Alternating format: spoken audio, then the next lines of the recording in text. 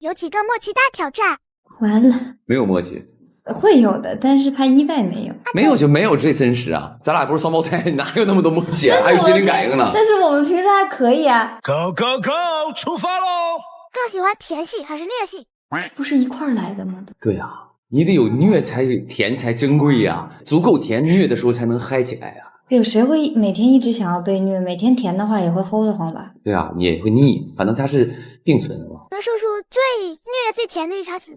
又虐又甜。对，你看我没想到，就没默契。你再想想，你再想想。跟我吵架那个是吧？不是，就是发现那个密道那个事儿吗？不是，那是哪个？你想一下，咱俩有一场戏，然后两个人又抱一块儿又哭。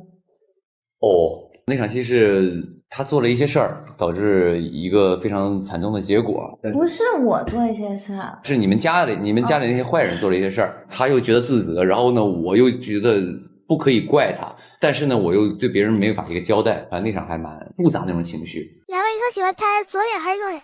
就是你跟你说，就是巧了，我俩都是喜欢拍左脸，所以你看我是一直这样说话，就是为了拍这面。我这个不得不说，真的不是称赞他，他真的非常大气，他每次都让给我。你看，比如说此时此刻我坐在左面，就是因为他让给我。但是我坐过来发现，我拍的是左脸。觉得两个人谁私底下话更多？我相对来说多一些吧，因为我毕竟是男孩嘛，稍微主动挑起一些气氛。这跟男孩没关系，他只是单纯的话多。谁的笑点更低呢？那可能是他吧。就是你们当时如果看戏里播出来的我眼底卡文，就是因为每天太快乐了，就每天天天都在笑，嘎嘎笑。对，他有的时候就看到我就觉得你好好笑，我说难道我是个笑话？我在你眼里就是个笑话，他是笑点相对低一些。那两位之前认识，那知道对方来演这个角色第一反应是怎么样？我觉得他非常非常适合小乔这个角色，而且我也相信他能够去诠释的非常好，因为我以前就是他的影迷。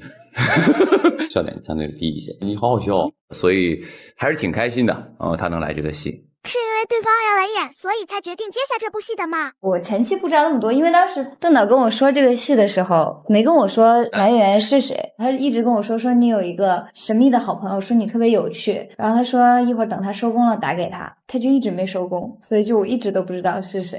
拍了这么久，两位觉得哪场戏是你们拍的最过瘾的？用了过瘾这个词，哪场戏你觉得比较过瘾？过瘾吧？哪种过瘾呢？不是，相对来说情感戏啊，情感戏两个人真的要相信彼此的那个情感戏，会觉得比较的过瘾走心吧。不是两个人研究最多的戏也是感情戏嘛？对，其实是吧，其实是。当然，因为首先你得让观众相信这两个人在这个剧当中，他是一个情侣关系，而且相信他彼此是相爱的一个状态。这个东西肯定要契合嘛，我俩也得搭到一块儿去。所以现场可能感受比较深的就是这种走心的戏。阻碍，你觉得小乔最可贵的闪光点在哪？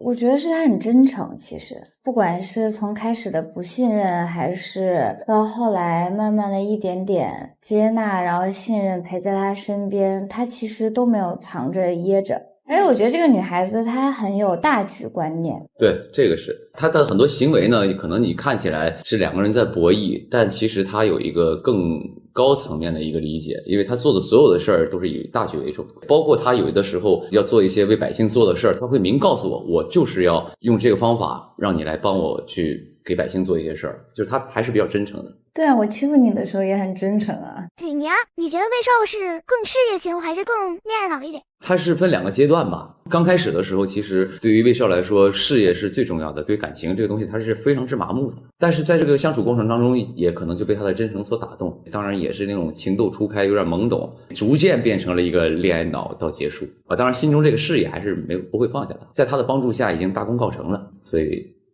过上幸福美满的生活。有某一个瞬间想吐槽一下魏少吗？当然有啊，就是比如像开始的时候就是扭扭捏捏的，比如说碰个胳膊呀碰个手什么都觉得好像不能碰啊，这第一。第二呢，可能也有一些怎么说呢，前期是有一些些许的不怜香惜玉了啊，包括一些我们对他的态度啊，包括上手有几场戏比较过分，所以我觉得也有点但是是在情理之中的。当然对，因为他在那个阶段嘛，对，还不懂得怎么爱一个人。是，而且那个时候还不爱呢。我们只要有很多偏喜剧的元素。两位现在能想起什么有意思的桥段吗？我可以。他很惧内，就是他很怕老婆，然后他就会稍微一盯着他看，他就会破音，就慌了嘛。破音。开始的时候，可能我对他就是很冷，就是无所谓啊，你一个小丫头片子能搞出什么天来？但后来爱上了之后，就瞬间就变成另外一个人了。他说什么我就不能这样，怎么可能？别，都是哄着他来啊。他可能你看他，但是我跟你说，这是刘老师的一个声音天赋，就是我没有见过一个人可以破音破得如此自然的。对啊，就是天赋嘛。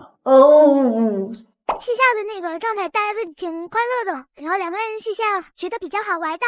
应该每天都挺好玩的，因为我们之前一块儿录过综艺嘛，录综艺的过程当中，我们也要去抛梗啊、接梗啊，什么东西。那个时候已经相对有一些了解了，包括在现场的时候，我俩有的时候一聊点什么东西，就还蛮契合的。而且我觉得保持这种状态是非常好的。我们俩现场很熟，你到了戏里，比如说在演一些感情戏啊，或者一些比较熟悉的场面，我俩就不会有那种陌生感和那种隔阂感。就是你从旁人的角度来看，就是你现实当中两个人很熟，真的会把这种氛围带到这个剧情当中的。我俩现场就嘎嘎嘎的，现场好像也听不到别人说话，就我俩在那一会儿叽叽喳喳，一会儿叽叽喳喳。人多的时候，我们就是全员哈哈哈，因为其实算全员都比较对都比较熟了。我说这个剧组比较特殊的一点也是，就是正常剧组先进组的前一个星期或者是前几个星期，大家都会有那个熟悉磨合的过程。但是我们这个戏很开心的一点是，一进来之后就把那个过程已经跳掉了。其实刚开机的时候就觉得好像已经大家都在一块拍了很久了，大家都比较能 get 对方的点，所以拍摄起来我觉得可能也会更顺利一点吧。那种小球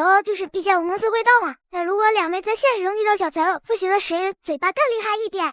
你吧。我觉得是我。别看他可能看起来好像是很伶牙俐齿的人，但有的时候他其实是对，人家有点笨，可以说出来。是可以说的是吧？嘴是有点笨的，真的是不赶趟。我都怀疑他是那种跟人吵架，然后呢，当时肯定吵不过人家，但是回头睡觉之前想想，我当时说这句话就好了，是不是这种的？不是，你不用觉得，我就是。接下来我来聊聊这个视频当中的一些关键词。首先是成语怜香惜玉，这个成语的意思是说一个男子呢特别照顾另外一名女子。在英文里面我们可以用 to be gentle and considerate towards women, to be tender and protective of women, to have a soft spot for women。这些英文呢都可以用来表示这个成语的意思。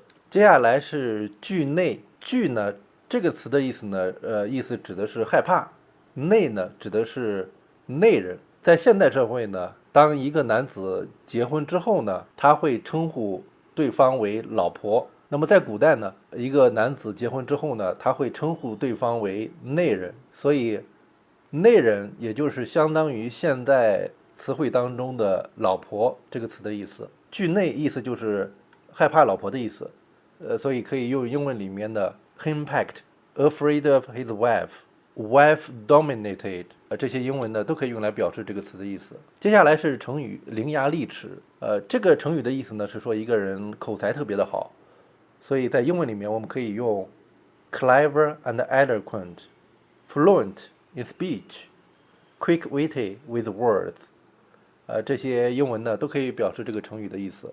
接下来是不赶趟，不赶趟呢是一个方言。意思就是说呢，赶不上或者是来不及。在英文里面呢，有很多词都可以表示这个词的意思。